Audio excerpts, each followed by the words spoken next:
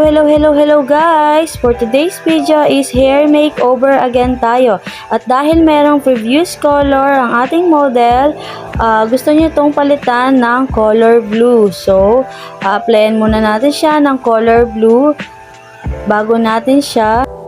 So guys, after natin mag-recolor, magpapagupit ang ating model ng faded with tattoo haircut.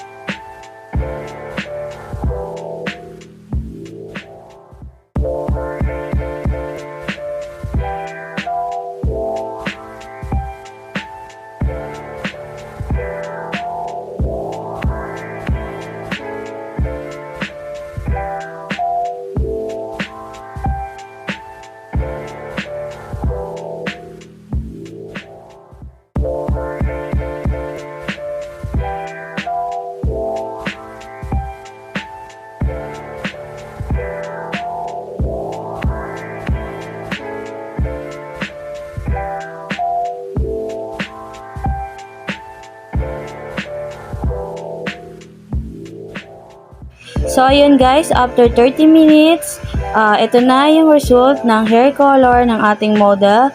So, at dahil hindi full bleach yung kanyang buhok, at kakaunti lang yung natalaban ng blue and the other part is light blue. So, ayun nga guys, start nating gupitan ng ating model ng faded tattooed haircut.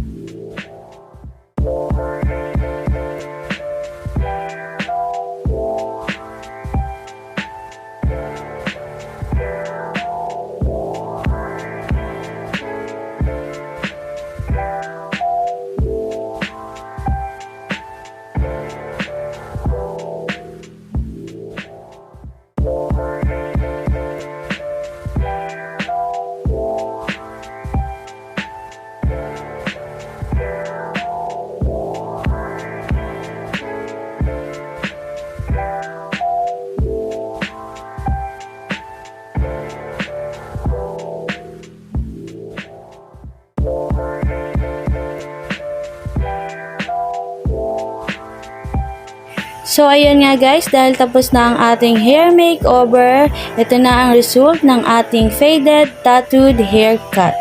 So, ito ang pinakamaangas na gupit ng ating model. Kung makikita nyo is bagay na bagay ang color niya sa kanyang gupit. So guys, kung nagustuhan mo ang video na to, please don't forget to like, share, and subscribe, and click the bell button para updated ka sa aming mga latest video.